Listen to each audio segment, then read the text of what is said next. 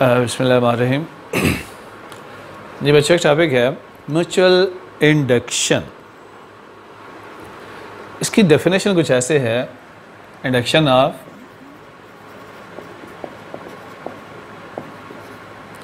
EMF in the secondary coil is directly proportional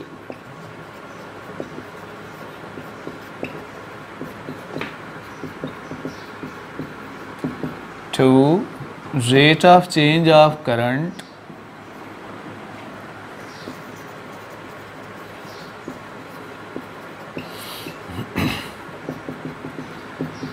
in the primary coil.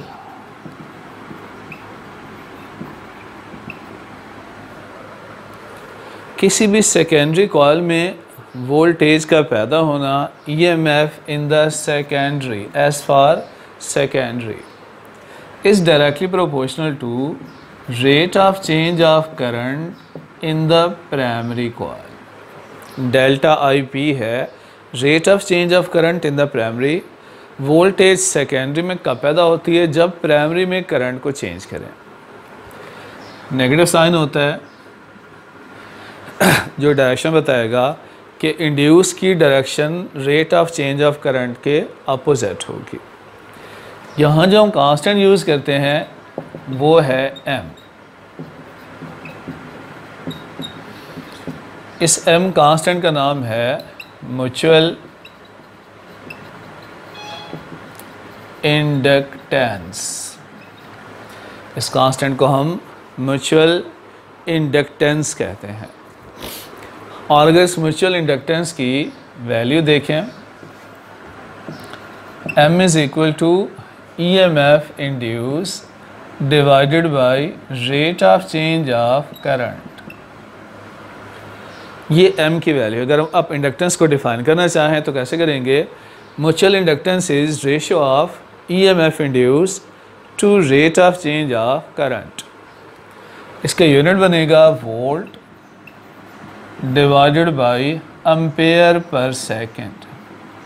Second ऊपर चला जाए तो volt second पर एम्पेयर, इसे हेनरी कहते हैं। वोल्ट सेकंड पर एम्पेयर इज कॉल्ड हेनरी। और 1 हेनरी को डिफाइन कैसे करेंगे? डिफाइन यूँ करते हैं कि अगर प्राइमरी सर्किट में करंट चेंज हो रहा है at the rate of 1 ampere पर सेकेंड, 1 एम्पेयर पर सेकेंड रेट से अगर प्राइमरी सर्किट में करंट चेंज हो और उसके नतीजे में सेकेंडरी कॉइल में 1 वोल्ट का EMF इंड्यूस हो, तो इस इंडक्टेंस को 1 हेनरी कहते हैं। इफ करंट ऑफ 1 एम्पेयर पर second is changing in the primary coil and due to this if EMF of 1 volt is induced in the secondary coil, then such inductance is 1 Henry। तो हमने ये equation drive करनी है किससे? Faraday law से। इसकी शक्ल में कैसे होता है?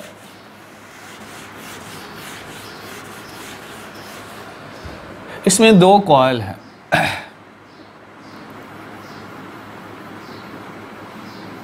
एक ये कॉइल है, इसके साथ बैटरी है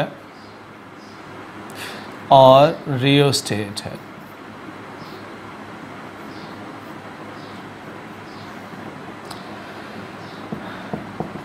साथ में स्विच होगा। इसके साथ एक और कॉइल है,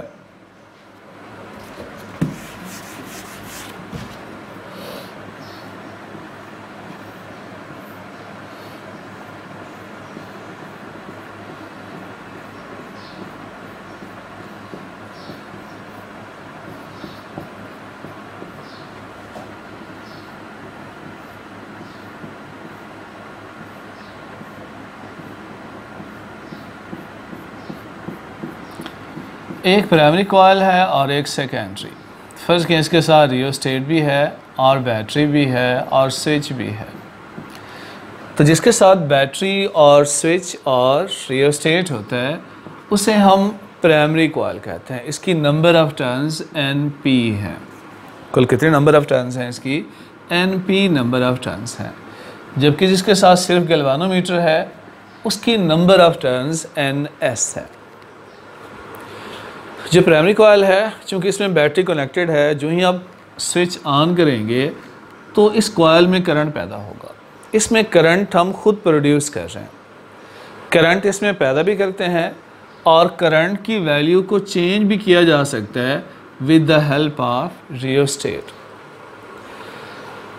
उसके सामने एक और कॉइल को कपल कर दिया, सामने है, आमने सामने पड़ी है।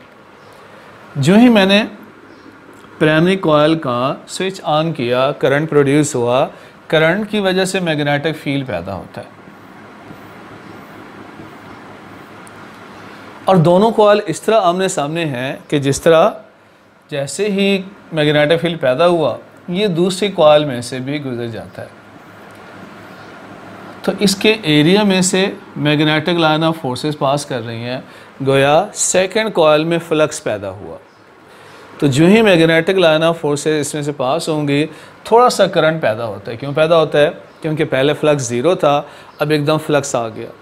उसके बाद जब करंट कांस्टेंट है, मैग्नेटिक फील्ड कांस्टेंट है, ये करंट दोबारा ज़ीरो हो गया। अब अगर आप करंट या EMF इंड्यूस करना चाहते हैं तो आपको क्या करना पड़ेगा? इस मैग्नेटिक फील्ड को चेंज करना पड़ेगा। मैग्नेटिक फील्ड को कैसे चेंज करेंगे? प्राइमरी में मौजूद करंट को चेंज करें। करंट को कैसे चेंज करेंगे? रियोस्टेट को चेंज करें।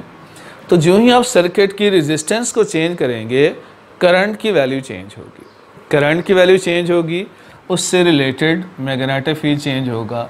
मैग्नेटिक फील्ड चेंज होगा तो सेकेंडरी कॉइल का फ्लक्स चेंज होगा।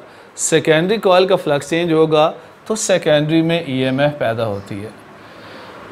तो यही मैंने कहा कि EMF induce in the secondary will depend on rate of change of current in the primary. जितना आप प्राइमरी कॉइल में, प्राइमरी सर्किट में करंट को चेंज करेंगे उतना सेकेंडरी में वोल्टेज इंड्यूस होती है। अब सेकेंडरी में जो वोल्टेज इंड्यूस होगी फैराडे लॉ के मुताबिक उसकी वैल्यू क्या होती है? Rate of change of flux according to Faraday law is delta phi divided by delta T. Faraday के मुताबिक EMF इंड्यूस डिपेंड करती है rate of change of magnetic flux पे। फर्ज करें सेकेंडरी में फ्लक्स है N∅S, तो ये किसी एक तार, एक लूप का फ्लक्स है। इसमें कितने नंबर ऑफ टर्न्स है? NS। लिहाजा कुल कितनी वोल्टेज पैदा होगी? -NS delta phi S over delta T। Faraday law में कांस्टेंट क्या लगाते हैं? Number of turns. इसे यूँ भी लिखा जा सकता है minus delta over delta T NS phi S। इसको इक्वेशन 1 कह लेते हैं। तो ये फैराडेज लॉ है, राइट।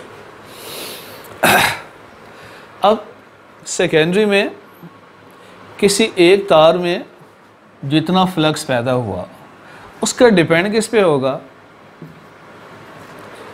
फ्लक्स होता है मैग्नेटिक लाइन ऑफ फोर्सेस का एरिया में पास होना। फ्लक्स का डिपेंड मैग्नेटिक फील्ड पे होता है और इसमें जो मैग्नेटिक फील्ड आ रहा है वो कहाँ से आ रहा है? प्राइमरी के करंट से आ रहा है। जितना प्राइमरी में करंट होगा उतना ज़्यादा मैग्नेटिक फील्ड होगा, उतना ज़्यादा फ्लक्स होगा। तो आप कह सकते हैं कि जो सेकेंडरी में फ्लक्स है उसका डिपेंड प्राइमरी के करंट पे है। जितना ज़्यादा प्राइमरी में करंट होगा उतना ज़्यादा सेकेंडरी में फ्लक्स पैदा होगा। यहाँ जो हम कांस्टेंट लगाते हैं वो M है। M is constant which is called mutual inductance.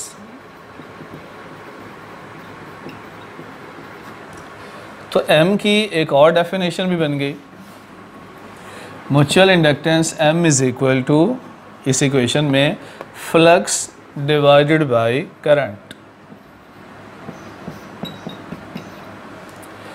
अगर एक तार है तो ये करंट होगा। इसमें चूंकि n नंबर ऑफ टर्न्स हैं टोटल फ्लक्स के लिए आप NS से मल्टीप्लाई करते हैं, लिहाजा टोटल फ्लक्स क्या होगा NS/S। तो फ्लक्स डिवाइडेड बाय करंट, ये भी क्या होती है इंडक्टेंस होती है। Flux divided by current weber पर एम्पेयर, इसे भी क्या कहते हैं हेनरी कहते हैं, क्योंकि फ्लक्स का यूनिट वेबर, करंट का एम्पेयर, वेबर पर एम्पेयर भी क्या होता है हेनरी होता है। इंडक्टेंस का डिपेंड यहाँ किस चीज़ पर है, इंडक्टेंस का डिपेंड होता है कि दोनों कॉइल में नंबर ऑफ टर्न्स कितनी हैं, नंबर ऑफ टर्न्स पे डिपेंड होता है इंडक्टेंस का। इसके अलावा डिपेंड होता है ये कॉइल कितनी क्लोज हैं, क्लोजनेस पे डिपेंड होता है, और नेचर ऑफ कोर पे डिपेंड होता है, वाइंडिंग किस मटेरियल पे की हुई है। तो बहुत सी चीज़ें हैं जिन पर इंडक्टेंस का डिपेंड होता है। 4 चीज़ें हैं, इन पे कंडक्टेंस का डिपेंड होता है, करंट पे डिपेंड होता है, मैग्नेटिक फील्ड पे डिपेंड होता है, राइट। तो NS/S की वैल्यू क्या बन गई MIP।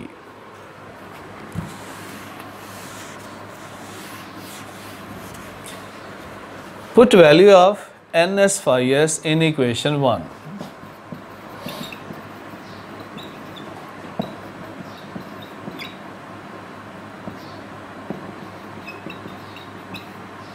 तो फेराडे लॉ क्या शक्ल बना लेगा, EMF in the secondary is equal to minus delta over delta T।